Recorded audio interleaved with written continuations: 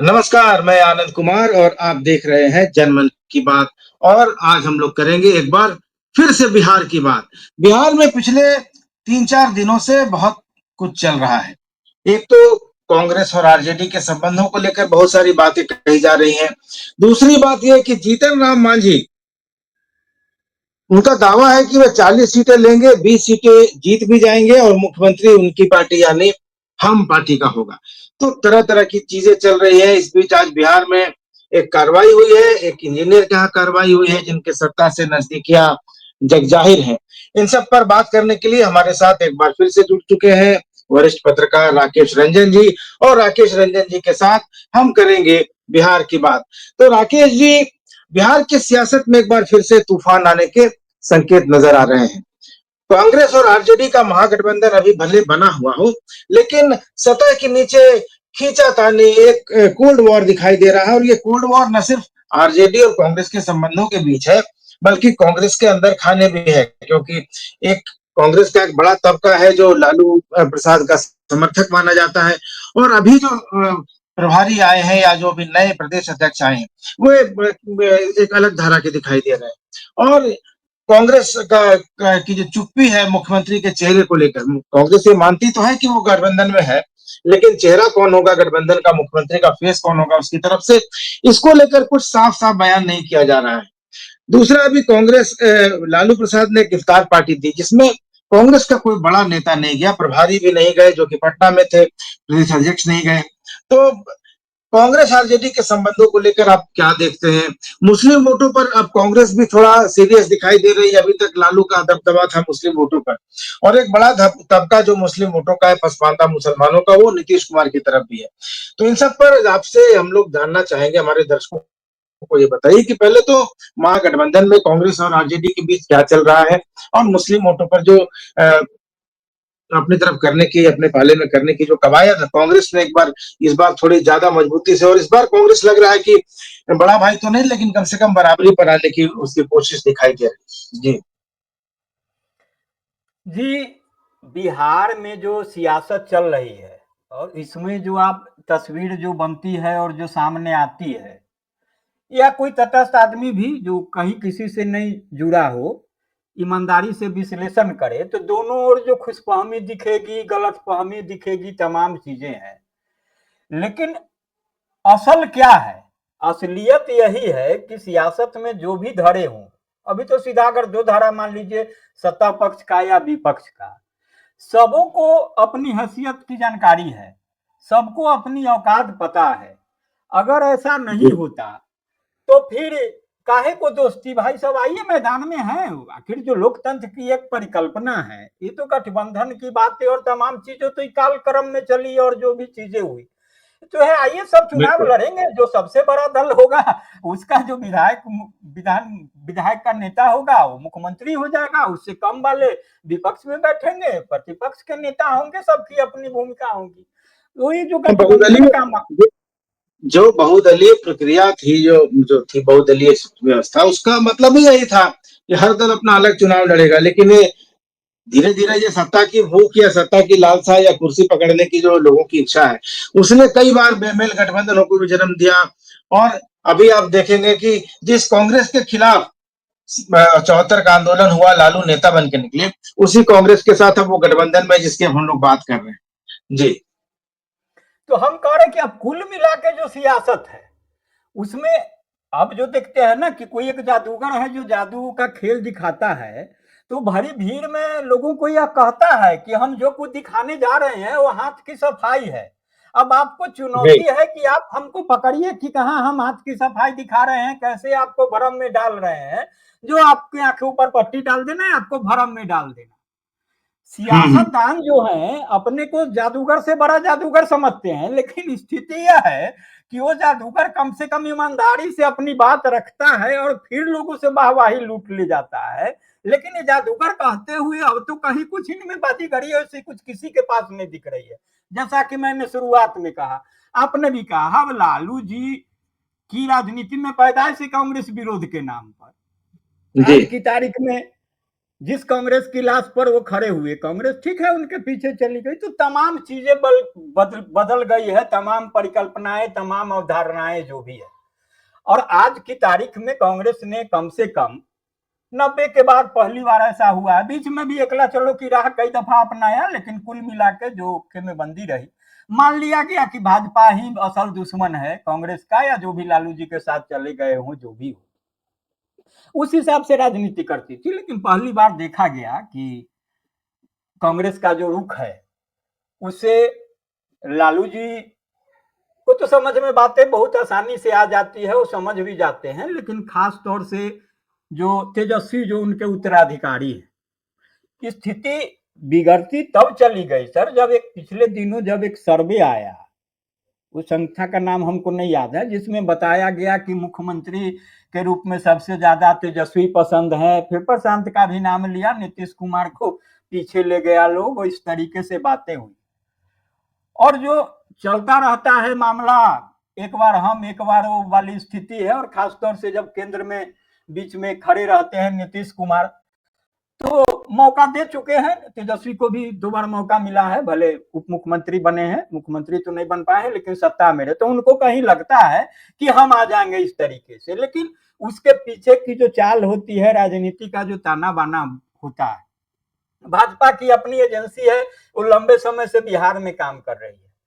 कांग्रेस पहली बार इस रूप में सामने आई, जो कहा जाता था प्रशांत किशोर जब जिस दौर में गए थे राहुल गांधी के पास कांग्रेस के कायाकल्प करने का खाका लेकर के, जब यूपी में विफल रहे थे, उसके बाद तो बातें नहीं बनी, तमाम चीजें हुई, जो बात बात में प्रशांत किशोर कहते भी रहे हैं कि राहुल गांधी को बातें समझ में नहीं आती है, जो कुछ होता है तमाम चीजें। लेकिन वस्तु स्थिति यह है कि कांग्रेस की भी एजेंसी यहाँ काम कर रही है।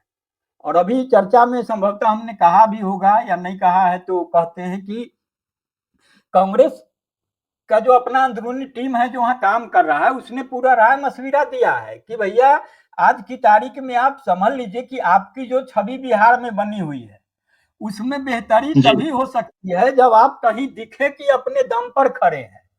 आपको लगेगा कि आप पीछे पीछे चलने वाले हैं, तो फिर दिनों दिन खत्म होते जाइएगा, और फिर आपकी पुनर्वापसी बहुत मुश्किल हो जाएगी।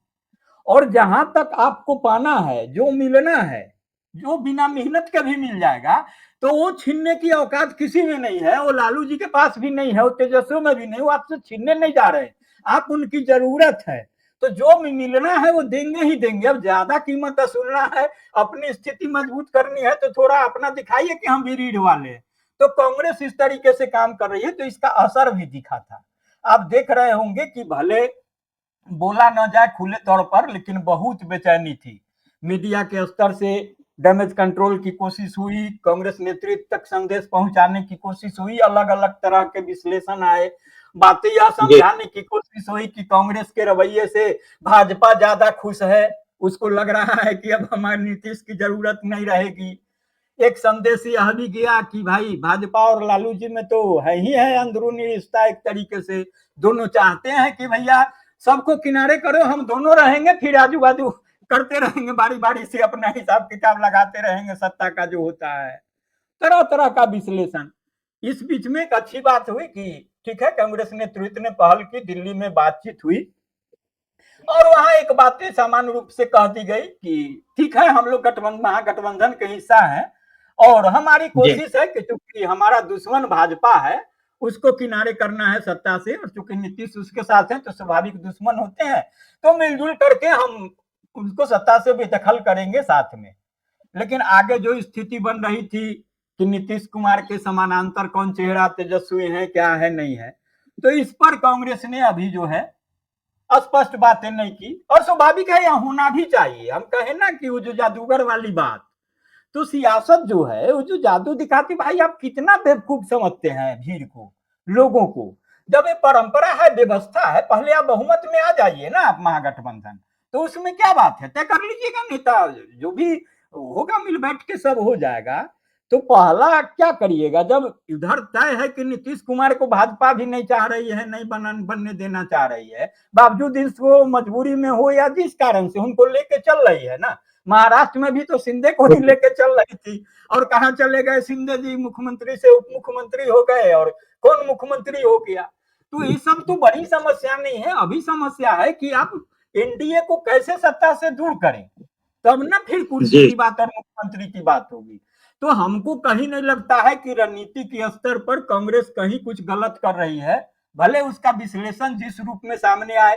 कहा जा रहा है कि कन्हैया भी आए थे बड़े पहलवान बनने के लिए, तो अब उनको भी समझ में आ गया, आए थे राम जी अध्यक्ष बन के, उनको भी लगा था कि बहुत हम कुछ कर लेंगे, अरे लालू जी के बिना कुछ होना है जाना है, और राहुल को क्या समझे हैं नहीं समझे, इस तरीके का विश्लेषण है। लेकिन कांग्रेस की जो गतिविधि है, कांग्रेस के जो क्रियाकलाप है और कांग्रेस का जो कार्यक्रम जिस तरीके से जिस दिशा में चल रहा है, वहां भले जो लालू जी के चहेते लोग थे, लालू को चाहने वाले लोग थे, वो कांग्रेस के जो तथाकथित स्लीपर सेल वाले लोग हैं, उन लोगों में थोड़ी आत्मसंतुष्टि हुई है कि चलो अब कम से कम हम इस रूप में लोगों के बीच जा सकते हैं और कह सकते हैं कि हमको कम न मानिए, हमारे बिना कांग्रेस का कारोबार थोड़े ही चलने वाला है।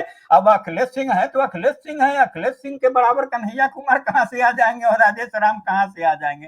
तो इस तरीके की बातें हैं, क्योंकि उनको भी बखूबी पता है कि अगर कांग्रेस दूर चली जाएगी तो लालू जी भी जो हमको दे देते हैं, अखिलेश सिंह एक बार 2 बार राज्यसभा चले गए, अगर कांग्रेस दूर हो जाती है और अगर सामान्य रूप से रह भी जाते हैं अखिलेश सिंह कांग्रेस के साथ, तो क्या लालू जी फिर उनको राज्यसभा मदद करके भेजेंगे अगर स्थिति बनेगी तो। और अगर वो राजद में ही चले जाते हैं तो राजद उनके लिए कुछ उपहार लेके बैठा हुआ है। भाई राजनीति है, कीमत आपका समान है, आपकी जब कीमत लगेगी, बोली जरूरत होगी, उसी हिसाब से दाम मिलेगा ना। तो राजनीति में कौन सी क्या आपकी औकात है, बिसात है, उस पर तमाम चीजें देखी जाएगी और सबकी पृष्ठभूमि है। तो हमको नहीं लगता है कि कांग्रेस को अभी जो फिर मूल्यांकन नए सिरे से होने लगा है, जो थोड़े अंतराल के बाद माना गया कि नहीं अब वो बी टीम नहीं रहेगी और अब कहा है कि ए टीम हो जाएंगी और तमाम चीजें हैं, और जो विश्लेषण आ रहे थे अब आ रहे हैं कि कांग्रेस ने अब घुटना टेक दिया है, अब क्या है, अब तो फिर लालू जी के शरणागत हो गए हैं, तो लालू जी जैसे चाहेंगे तमाम चीजें करेंगे। लेकिन अगर जो पत्ता अपने पास रखा है कांग्रेस ने कि भाई अभी नेता कौन होगा क्या होगा, जो बातें होंगी उस पर भी चर्चा होनी है, तो फिर वहां भी वार्ता का मेज होगा, वहां बातें होंगी, तमाम चीजें होंगी, और फिर अगर वहां नई बातें बनेंगी तो फिर कांग्रेस कह सकते हैं ठीक है हम आपको चेहरा नहीं मानते हैं, हम भी स्वतंत्र है, जो करेंगे तमाम चीजें हैं। तो अभी जो कांग्रेस में चल रहा है, जैसे लालू के इफ्तार में से कांग्रेस ने किनारा कर लिया, उसके बाद दिल्ली में जो बैठक हुई, इसमें जो बातें कही गई, तो इससे तो साफ है कि कांग्रेस एक स्टैंड ले रही है। लेकिन ये मीडिया का एक तबका, जो हम लोग सब जानते हैं कि मीडिया के अलग अलग धड़े हैं जो अलग अलग लोगों के पक्ष में काम करते हैं। एक नीतीश कुमार का समर्थक है, एक भाजपा का समर्थक है, एक लालू समर्थक है। तो ये लोग अपने अपने हिसाब से नैरेटिव बनाते हैं, मीडिया में इसको चलाया जाता है ताकि प्रतिक्रियाएं देखी जाए। लेकिन ये आपको क्या लग रहा है कि कांग्रेस ने जो लालू की इफ्तार पार्टी का जो एक तरह से बहिष्कार कर दिया, पूरी तरह खुलेआम बहिष्कार तो नहीं किया, लेकिन कोई बड़ा नेता नहीं गया, ये उसके बाद दिल्ली में बैठक हुई, राहुल गांधी ने कहा कि जब भी बिहार बुलाया जाएगा तो मैं आऊंगा। इन सब के तो मायने हैं कि कांग्रेस एक स्टैंड पर है फिलहाल, वो लालू के सामने उसने सरेंडर नहीं किया।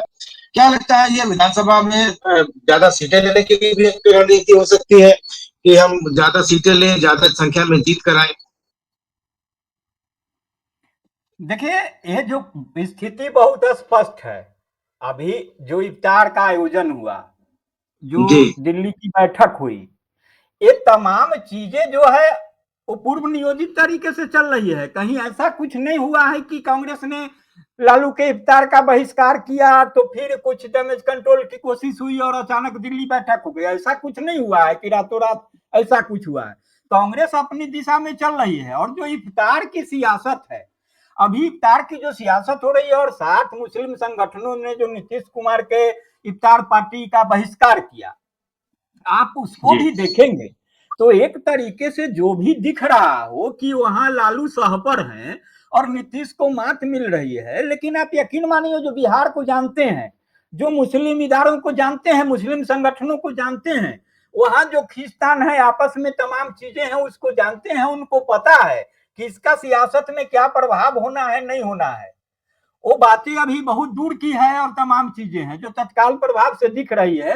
वो चुनाव आते आते क्या होगा नहीं होगा ये अलग बातें हैं, लेकिन वहां एक बात बहुत साफ है कि कांग्रेस ने इफ्तार से खुद को दूर रख करके यह संदेश दिया कि भैया आपकी अपनी पार्टी अपनी दुकान, महागठबंधन का काम अलग है। जब कोई सार्वजनिक रूप से कोई कार्यक्रम बनेगा कि ये महागठबंधन का कार्यक्रम है, जहां जरूरत होगी कि सबों को एक साथ एक मंच पर आना है, तो वहां हम एकजुटता दिखाने के लिए आपके साथ होंगे। लेकिन पार्टी जी हमारी है, हमारे पार्टी का कार्यक्रम है, तो हम अपना कर रहे हैं। अब आप इफ्तार पार्टी कर रहे हैं तो हमको इफ्तार से कोई मतलब नहीं है, आप करिए, जिन लोगों को बुला रहे हैं जा रहे हैं, हमको फुर्सत नहीं, हम नहीं जाएंगे। अब इसका जो मतलब निकाला जाए, जो संदेश निकाला जाए, लेकिन सियासत में जो संदेश है तो साफ है कि ऐसा नहीं मानिए कि आप बुलाए तो हम जैसे मन करे जब बुलाइए जहां बुलाइए वहां चले आए, पीछे पीछे दौड़े आ रहे हैं, इस तरीके का मामला है। और उसमें तो देखिएगा ना कि जो प्रभाव है ये जो बहिष्कार का, जो इफ्तार का, उसका प्रभाव तो हर तरफ दिख रहा है ना। अगर कांग्रेस ने लालू जी के इफ्तार का बहिष्कार ही मान लीजिए, और या मैंने बाइकाट मान लीजिए, नहीं जाना जिसको कहते हैं, अनुपस्थिति रही वहां, तो आप इधर देखेंगे कि मुस्लिम संगठनों ने तो इनके इफ्तार का आयोजन किया, बहिष्कार किया नीतीश का। चिराग का भी इफ्तार हुआ था, वहां कौन मुस्लिम संगठन थे, क्या थे, नहीं थे। बातें विभिन्न रूपों में है, कही जाती है। और जहां तक इफ्तार की सियासत का सवाल है, तो इफ्तार की सियासत की विरासत जो है वो तो कांग्रेस से जुड़ी हुई है। और खासतौर से बिहार में देखेंगे तो इफ्तार की राजनीति के क्या बोलते हैं, मैंने उसको प्रचलन में लाने वाले कौन थे, वो तो जगन्नाथ मिश्रा थे। वो तो दिया हुआ है, आप उसकी विरासत लालू जी संभाल रहे हैं। तो कांग्रेस को यह कह के जाकर के वहां यह दिखाने की जरूरत नहीं है ना भैया कि हम इफ्तार में आए हैं तभी हम मुसलमानों के बहुत शिव चिंतक है। कांग्रेस अपने हिसाब से जी तो काम कर ही रही है ना मुसलमानों के बीच। और मुसलमानों के बिल्कुल बीच जो स्वीकार्यता की स्थिति है, तो ऐसा नहीं ना है कि मुसलमान भी कहीं पेटेंट हो और कुछ बात है। जब नीतीश का बहिष्कार मुसलमान कर सकता है तो ऐसा क्या है, जो ताकत का जो सवाल होता है, तमाम चीजें हैं। और जो भी नकारात्मक विश्लेषण अगर लालू जी के तरफ जाएगा, तो वह चीजें तो भाजपा की तरफ और नीतीश जी के भी तरफ ना मुसलमानों को लेकर के जाती है। तो ऐसा नहीं है बिल्कुल कि नीतीश जी लालू जी के साथ मुस्लिम संगठन आए हैं। तो आज के तारीख में जो आज जो खबर छन करके आ रही है, आप यकीन मानिए कि मुस्लिम बिरादरी में बहुत तरीके का बहस शुरू हो गया है, संवाद हो गया है कि भैया हम नीतीश का बहिष्कार कर सकते हैं, हमारा मुद्दा है, लेकिन हम जाके लालू जी के गोद में कैसे बैठ सकते हैं? हम भी वोटर हैं, जी हमको भी तय करना है। कोई सात संगठन मिलकर कैसे तय कर देंगे कि मुसलमान कहाँ जाएंगे? इमारतें मतलब सरिया कर रहे मुसलमानों को तो भागलपुर का वो भी कांड याद होगा। उसमें कौन लोग थे, किसके लोग थे, ये सब भी तो आरोप जिन पर लगा। नहीं नहीं सर, आरोप क्या लगना है सर? ये तो देखिए, ये तो खुली किताब है ना। अब भागलपुर दंगा का जी जो इतिहास है, वो कौन लोग थे, कौन आरोपी थे, वहां क्या क्या हुआ था? आखिर भागलपुर का जो हैंडलूम वगैरह का चीजें था, सब वीरान हो गया सर। वो भागलपुर दंगा के बाद भागलपुर के मुसलमानों की क्या स्थिति रही नहीं रही। और लालू राज में जो उभार हुआ, जो जिस ताकत का वो भागलपुर की सब सरजमीन पर, वो कौन थे? खुली किताब है ना, कौन आरोपी थे, कौन कहाँ थे, कौन सांसद में, लालू जी ने किसको टिकट दिया, क्या दिया। और मुसलमानों में सर बहस इस बात की है, कांग्रेस इस चीज को बखूबी समझती है कि अगर वो नीतीश की तरह सदा काम करिए, है ना, कि भाजपा के साथ भी रहिए, मुसलमानों को भी भरोसा दिलाइए, जब जरूरत हो तो भाजपा के तरफ चले आइए, जब जरूरत हो तो विरोधी खेमा में चले जाइए। कभी नीतीश मोदी जी को थाली भोज पर बुलाइए, थाली खींच लीजिए, वापस कर दीजिए, फिर कभी पैर पकड़िए, फिर बोलिए अब हम कहीं नहीं जाएंगे, आप ही मेरे सब कुछ हैं। ठीक है, तो इस तरीके की बिहार में सियासत करनी होगी, समझनी होगी। और लालू जी ने जिस तरीके से मुसलमानों के साथ सियासत किया है, लालू जी को हम इस रूप में मानते हैं, तटस्थ रूप से, क्योंकि वहां के हम भी नागरिक हैं, हम भी वोटर हैं, मतदाता हैं, हमारा घर द्वार है, कि लालू ने एक योगदान दिया है बिहार के लिए, या नहीं कर सकते, वो पिछड़े कुचले लोगों को आवाज जरूर दी है, और एक नया तो इतिहास करवट लिया है उनके राज। लेकिन उसके तमाम जो नकारात्मक चीजें हैं और जिससे समाज का अलग अलग तबका प्रभावित हुआ है, खुली किताब, भागलपुर की आपने चर्चा कर ली। मुसलमानों के बीच यह संदेश बहुत साफ है, जो थोड़े भी पढ़े लिखे सजग हैं मुसलमान, वो कहते हैं कि लालू जी ने हमको क्या किया, लालू जी ने हमको अपराधी बनाया, और अगर हम अपराध में भी उनके जो पसंद के बिरादरी के लोग रहे, जो भी रहे वोट बैंक के लोग, उनसे अगर हम आगे बढ़ने की कोशिश किए तो फिर हमारा खात्मा भी करवा दिया बड़े तरीके से। साहबुद्दीन का उदाहरण लिया जाता है कि साहबुद्दीन आखिर जेल कब गए, जो गए सो गए ही रह गए, और जो उनकी स्थिति हुई, जो इंतकाल हुआ और तमाम चीजें हुई, भले आरोप आप नीतीश पर लगा दीजिए कि नीतीश ने दिल्ली भेजवा दिया, कब भेजवा दिया था, क्या किया था नीतीश जी उस समय, किसके साथ थे भाई।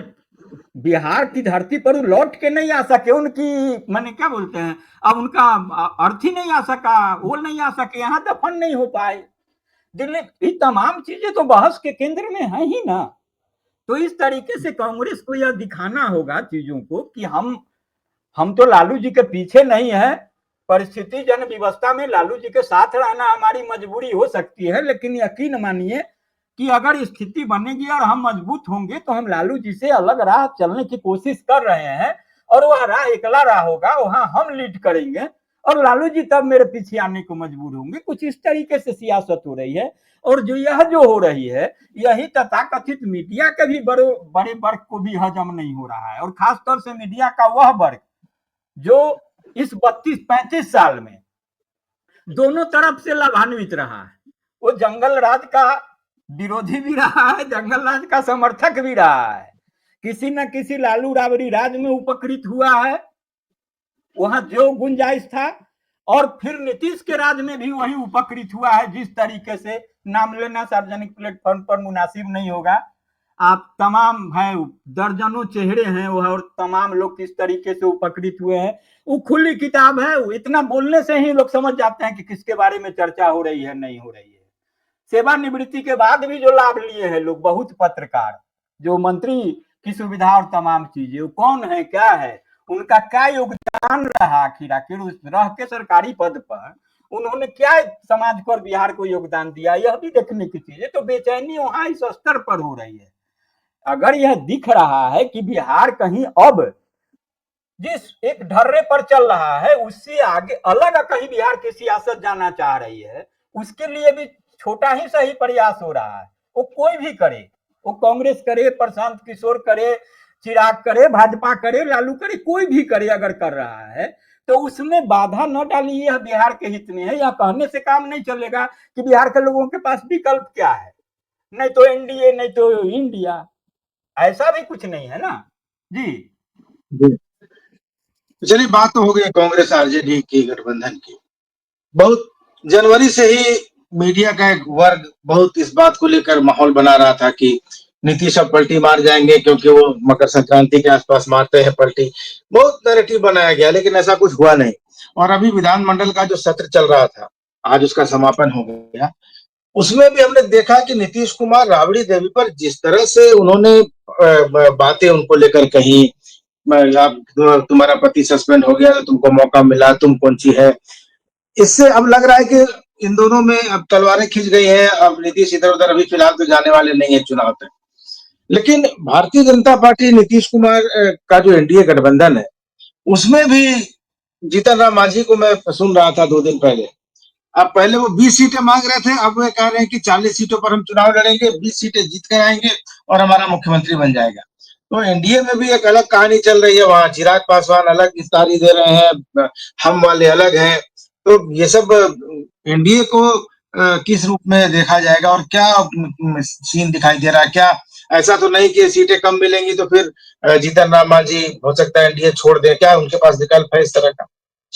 जी देखिए, जो बिहार में है बहुत स्पष्ट है नजर। हम लोगों ने इंडिया की चर्चा की, कांग्रेस की चर्चा हो गई, लालू जी की चर्चा हो गई, और उसके अलावे तो जो है वो है, वाम दलों का तो स्पष्ट है, अपना हिसाब किताब है, एक ले दे के आपको मुकेश सहनी है, तो उनका भी अपना हिसाब किताब है, वो भी तो कारोबार है। उन भी गए थे, क्योंकि जो कहा जाता है जो बिहार की स्थिति है तो उनको बिहार में कोई संभावना नहीं थी, तो मुंबई गए तो वहां भी कुछ अपना कमाए उमाए, तो फिर वहां से घूम के फिर कुछ बिहार में संभावना टटोल रहे हैं।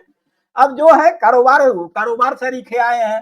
भले वो कहते हैं सन ऑफ मल्लाह और जो भी बातें हो, मल्लाहों को आए हैं अधिकार दिलाने, तमाम चीजें करने, जो भी बातें हो, लेकिन एक उनका और सीधा है। एक और मैं देख रहा था अभी, कोई आईपी गुप्ता आए हैं, हेलीकॉप्टर लेके घूम रहे हैं।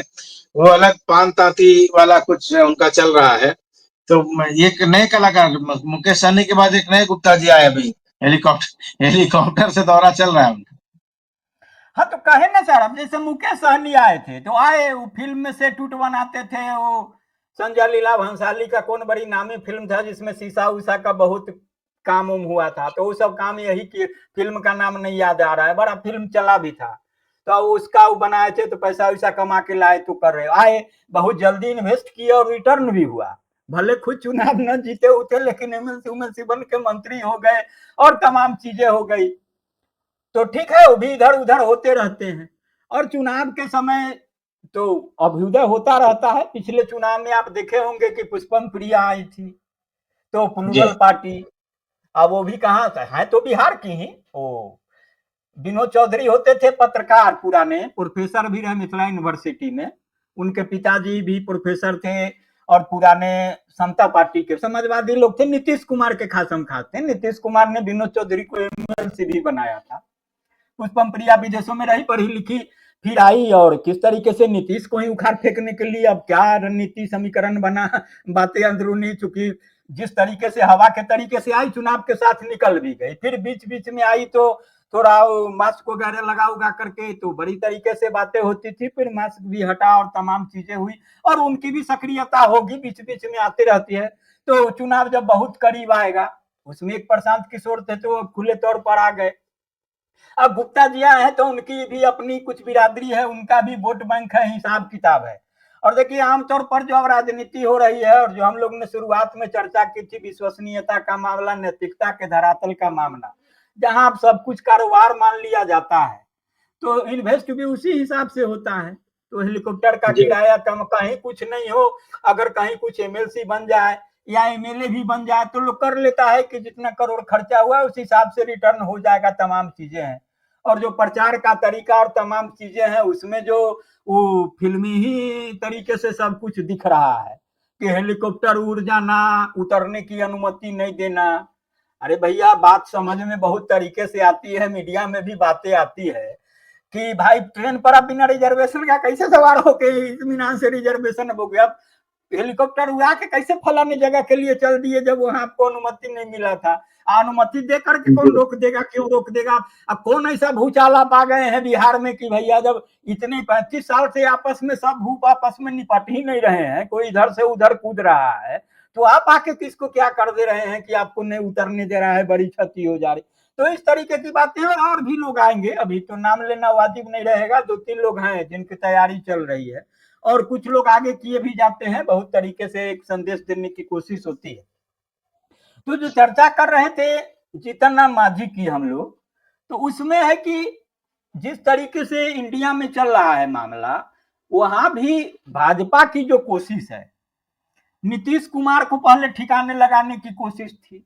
एक ऐसा माहौल बनाया गया कि पलटी मार पलटी मार पलटी मार, माने इस तरीके से हो गया कि अब उस पलटी मार छवि से नीतीश कुमार को खुद को लगने लगा कि भाई ये तो गजब स्थिति हो गई।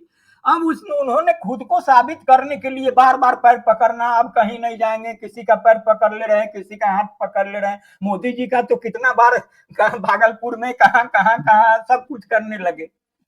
अब जाके जब वो हो गया कि अब कहीं नहीं जाएंगे, तो अब उनकी जो स्थिति हो रही है, तमाम चीजें हो रही, तो भाजपा खुश है, अभी भी चाह रही है कि उनको इस तरीके से करके रखे कि अब थोड़ा भी अगर उनके मन में कहीं हो कि अब हम कहीं नहीं जाएंगे, तो वो भी मैंने जाएंगे भी तो उसको भी बंद करो किसी तरीके से कि अब नाम न ले या कहीं जाने लायक न रहे। तो जैसे ही भाजपा संभावना के एक द्वार खोलती है, एक टारगेट पर निशाना लगाती है सही तरीके से, तब फिर दूसरा मोर्चा खुल जाता है। अब जो विश्वसनीयता का स्तर है, कुल मिला के सबों का मकसद है बिहार को धोखे में रहना, जनता तमाम पार्टियों की जो है। तो उसमें अब चिराग पासवान की क्या स्थिति है, मांझी जी की क्या स्थिति है, कुशवाहा की क्या स्थिति है। ठीक है, इंडिया एनडीए में बने हुए हैं चिराग, लेकिन चिराग एनडीए में कब से हैं? बीच में तो वो अलग ही हो गए थे ना हनुमान बन के। अब तो लोकसभा जी चुनाव के समय आए हैं ना रिटर्न होके, तो वो भी अपना उस तरीके से करते रहते हैं और बीच बीच में भाजपा के साथ रह के भी संदेश देते रहते हैं कि ऐसा नहीं है कि आप जैसे नचाइएगा हम वैसे नाच लेंगे। मांझी जी का भी है हिसाब किताब, और मांझी जी को इतना तो कम से कम पता है कि नीतीश कुमार ने कुछ नहीं दिया तो हमको कम से कम एक बार पूर्व मुख्यमंत्री का टैग तो जरूर दिया है। नहीं तो मांझी जी का बिल्कुल।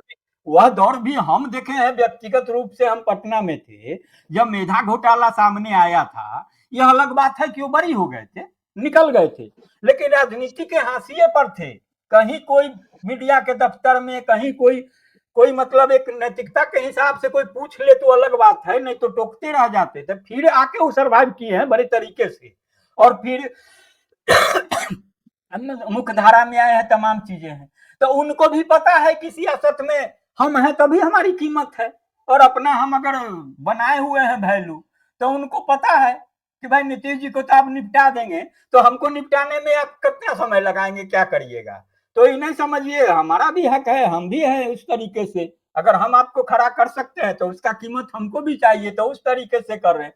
तो भाजपा के लिए भी यह बहुत खुशफहमी की स्थिति नहीं है ना कि जो कर लेंगे तमाम चीजें हैं।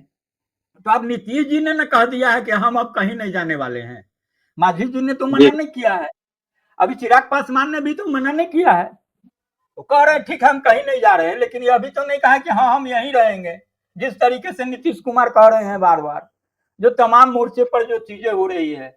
और इस तरीके से जो स्थिति है, तो भाजपा को भी बहुत तरीके से संतुलित करना है। इसीलिए तो आप देख रहे हैं ना कि जो तमाम चीजें हैं, ईडी सीबीआई फलाना ढेकाना, जो अपना अपना काम करती रहती है। खास तौर से तो लालू जी के और उनके परिवार पर कमजोर नस है। कभी सीबीआई पहुंच जाओ, ईडी पहुंच जाओ, इतना ना है, माने वहां सुराख है कि कहीं भी जाके हाथ रखो, कुछ ना कुछ है, अपना एक बहाना हो जाता है। लेकिन जिस तरीके से और भी मोर्चे पर काम हो रहा है एजेंसियों का, तो वह भी देखने की चीज है कि कहाँ हो रहा है, क्या हो रहा है, नहीं हो रहा है। एजेंसियों एजेंसियों का आपने जिक्र किया। आज ही पटना में कार्रवाई हुई है और भवन निर्माण विभाग के एक अभियंता के खिलाफ हुई है। अ, तो उनके तार बताए जाते हैं कि सत्ता के बड़े नेताओं से जुड़ रहे हैं। क्या माजरा है इसके पीछे, थोड़ा बताएंगे? देखिए बातें बहुत स्पष्ट है। यहाँ भाजपा भी जो कहती है ना, एक तीर से दो शिकार करने वाली जो स्थिति है, उसमें आज की तारीख में जिस इंजीनियर के यहाँ छापा पड़ रहा है, वो तारनी दास है, चीफ इंजीनियर, उनके फुलवाड़ी शरीफ में उनका आवास है। वहां जो छापेमारी चल रही है, वो चीफ इंजीनियर है भवन निर्माण विभाग के। भवन निर्माण विभाग में मंत्री कौन, तो भाजपा के। अब मंत्री बोल रहे हैं कि ठीक है भैया, हमारे यहाँ भी अगर कुछ गलती हुई है तो कार्रवाई हो रही है, तो अच्छी बात है। अब तक विपक्ष आरोप लगाता रहा है कि ईडी सीबीआई तो बदले की भावना से कार्रवाई करती है, प्रताड़ित करने के लिए। तो हम तो देखिए अपने विभाग के यहाँ ईडी सीबीआई, भाजपा के मंत्री के विभाग के यहाँ, इंजीनियर के यहाँ पहुंचा हुआ है। तो अब इसको आप क्या कहिएगा, अब तो कम से कम मानिए कि जो ईडी सीबीआई कर रही है सही कर रही है। लेकिन इसका जो दूसरा पहलू है, ये आखिर तारनी दास है कौन, और भवन निर्माण विभाग ये 20 साल में किसके पास रहा है अब तक, शुरू से लेकर अंत तक जो है। अभी कुछ दिनों से है भवन निर्माण विभाग भाजपा के पास, नहीं तो अभी हाल तक तो रहे हैं अशोक चौधरी, जो नीतीश कुमार के खासम खास माने जाते हैं। और अशोक चौधरी को लेकर के जो चर्चाएं होती रहती है और जिस तरीके से बातें होती है, और सियासत में जो कहा जाता है विश्वसनीयता के स्तर पर, पिछले चर्चा में भी हम लोग कहे थे कि यहाँ 3 चौधरी की चर्चा होती है, अशोक चौधरी, बिल्कुल। विजय चौधरी, विजय चौधरी, सम्राट चौधरी, जबकि सम्राट चौधरी तो जदयू का हिस्सा भी नहीं है, अलग है।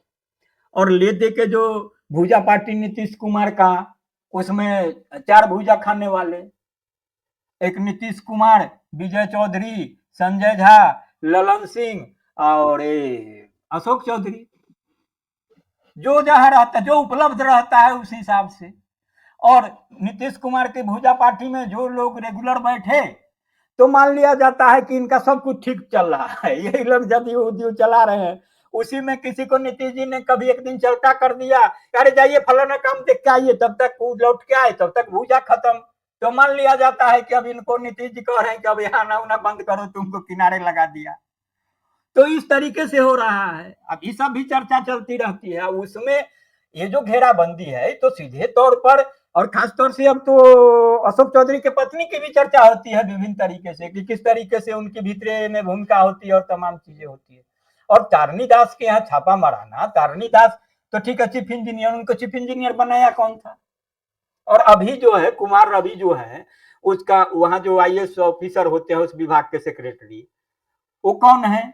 उनको कैसे लाया गया? वो मुख्यमंत्री के कार्यालय में भी है, वो सीएमओ में है, वो नीतीश कुमार का खासम खास है। कहा जा रहा था कि जब नीतीश कुमार पर यह आरोप लगने लगा कि खासम खास अधिकारी से घिरे हुए हैं, यही लोग चला रहे हैं, तमाम चीजें हो रही है, और उन लोगों को भाजपा ने धीरे धीरे विश्वास में ले लिया, अशोक चौधरी या एबीसीडी किसी के माध्यम से। तो माने वहां भी संजय झा सरीखे लोग ही हैं भाजपा के एजेंट स्लीपर से, तो ये लोग अधिकारी भी हो गए। तो रवि कुमार रवि भी विश्वसनीय लोग थे, एक साथ कई कई पद पर रहे हुए हैं, तो उनको ले आए कि चलो कम से कम ये विश्वासी लोग हैं तो अब थोड़ा ज्यादा कुछ इधर उधर नहीं होगा। तो अब वो भवन निर्माण के भी हैं, सचिव हैं। तो अब जब कार्रवाई हो रही है तो सीधे सीधे तो अब नीतीश कुमार के भी करीब भी स्थिति पहुंच नहीं रही। अब तो अगर लपेटे में अगर रवि आएंगे तो सीधा आरोप क्या लगेगा, और घोटाले की फाइल खुलेगी, तमाम चीजें होंगी, पैसा आएगा तारनी दास के पास, उनका हिसाब किताब लेगा। तो एक तारनी दास ही नहीं ना आएंगे, अब तो बहुत लोग आएंगे ना, धीरे धीरे पूछताछ होगी, लिस्ट बनेगी, सूची बनेगी।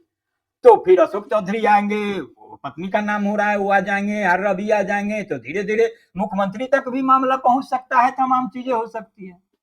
तो कुल मिला के इस तरीके से जो हिसाब किताब हो रहा है, और आप देखेंगे कि कहाँ ही जा रहा है ना, कि नीतीश कुमार ने तो मान लिया कि अब हम कहीं नहीं जाएंगे, लेकिन मान तो लिया, लेकिन यह भी नहीं मानेंगे कि कम सीट देके हमको निपटा दीजिएगा, शिंदे बना दीजिएगा।